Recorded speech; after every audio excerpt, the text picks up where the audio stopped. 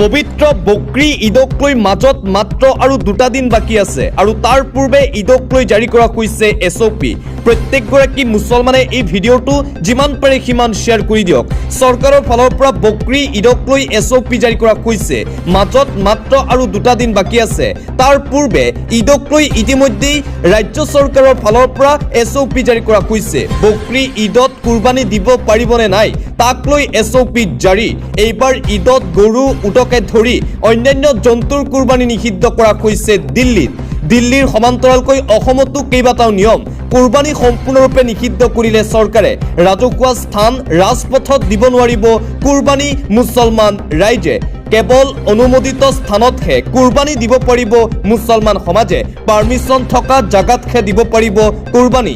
দিল্লী চৰকাৰে ইতিমধ্যে কুৰবানীক লৈ জাৰি কৰিলে SOP। বকৰি ঈদক লৈ দিল্লী, পশ্চিমবংগ, অসম, উত্তৰ প্ৰদেশকে ধৰি ভাৰতৰ প্ৰায়সমূহ বিজেপি শাসিত ৰাজ্যসমূহত দেখিবলৈ পোৱা গৈছে SOP। SOPত উল্লেখ কৰা নিয়মকেইটা ভালদৰে মানিহে মুছলমানে উদযাপন কৰিব লাগিব পবিত্ৰ ঈদ-উল আজহা।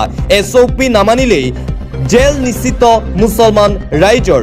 বিজেপি শাসিত ৰাজ্যসমূহত এতিয়া গৰু কুৰবানী প্ৰায় নিষিদ্ধ ঘোষণা কৰা হৈছে। অসমতো মুখ্যমন্ত্ৰী হিমন্ত বিশ্ব শৰ্মাই বাৰে বাৰে আহ্বান কৰিছিল যে অসমত যাতে গৰু কুৰবানী নিদিয়ে মুছলমান সমাজে। আৰু ইতিমধ্যে দেখিবলৈ পোৱা গৈছে যে মুখ্যমন্ত্ৰী হিমন্ত বিশ্ব শৰ্মাৰ আহ্বানৰ প্ৰতি পূৰ্ণ সমৰ্থন আগবঢ়াইছে অসমৰ মুছলমান সমাজে। বহু মুছলমান সমাজে ইতিমধ্যে সিদ্ধান্ত লৈছে যে এইবাৰ মুছলমান লোকৰ পবিত্ৰ বকৰি ঈদত কুৰবানী নিদিয়ে গৰুৰ পৰিৱৰ্তে অন্য প্ৰাণীক কুৰবানী দিব মুছলমান সমাজে। মুঠতে কুৰবানী ঈদক লৈ বহু বিতৰ্ক চলি থকাৰ মাজতেই অসম, পশ্চিমবংগ, দিল্লী, উত্তৰ প্ৰদেশত জাৰি কৰা হৈছে SOP। পশ্চিমবংগত গৰু কুৰবানী দিয়াটো সম্পূৰ্ণৰূপে নিষিদ্ধ। 14 বছৰৰ তলৰ জন্তুক কুৰবানী দিব নোৱাৰিব আৰু বেমাৰ নথকা জন্তুক কুৰবানী দিব নোৱাৰিব। এইসমূহ SOP জাৰি কৰা হৈছে বিজেপি চৰকাৰৰ ফালৰ পৰা। অসমতো কেইবাটাও নিয়ম জাৰি কৰা হ'ব বকৰি ঈদক লৈ।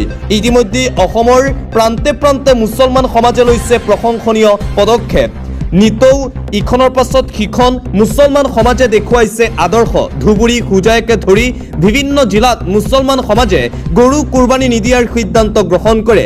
মুখ্যমন্ত্ৰী হিমন্ত বিশ্ব শৰ্মাই যিহেতু মুছলমান সমাজক আহ্বান কৰিছিল গৰুৰ পৰিৱৰ্তে অন্য জন্তুক কুৰবানী দিবলৈ, মুখ্যমন্ত্ৰী হিমন্ত বিশ্ব শৰ্মাৰ আহ্বানৰ প্ৰতি এই সঁহাৰি। আৰু ইতিমধ্যেই মুখ্যমন্ত্ৰী হিমন্ত বিশ্ব শৰ্মায়ো অসমৰ মুছলমান সমাজক ধন্যবাদ জ্ঞাপন কৰিছে। মুছলমান সমাজৰ প্ৰশংসাত পঞ্চমুখ হিমন্ত বিশ্ব শৰ্মা। কুৰবানী নিষিদ্ধ কৰাৰ পাছতেই মুছলমানক প্ৰশংসা কৰিছে মুখ্যমন্ত্ৰী হিমন্ত বিশ্ব শৰ্মাই। ইতিমধ্যেই হোজাই, ধুবুৰী, উধাৰবন্দৰ মুছলমান সমাজে গৰু কুৰবানী নিষিদ্ধ কৰিছে। বঙাইগাঁৱতো দেখিবলৈ পোৱা গৈছে যে বিভিন্ন স্থানত নিষিদ্ধ কৰা হৈছে কুৰবানী। অসমৰ সামাজিক সম্প্ৰীতিৰ এক ইতিবাচক উদাহৰণ আখ্যা দিছে মুখ্যমন্ত্ৰীয়ে। জিলাই জিলাই নিষিদ্ধ কৰা হৈছে কুৰবানী। SOP জাৰি কৰাৰ পিছতেই মুছলমান সমাজে লৈছে এই সিদ্ধান্ত। প্ৰথমবাৰলৈ এইবাৰ ঈদত ৰাজ্যত লোৱা হ'ল এই ডাঙৰ সিদ্ধান্ত মুছলমান সমাজৰ দ্বাৰা। এইবাৰ ঈদত কোনো মুছলমান লোকে নিধন কৰিব নোৱাৰিব গৰু ম'হ।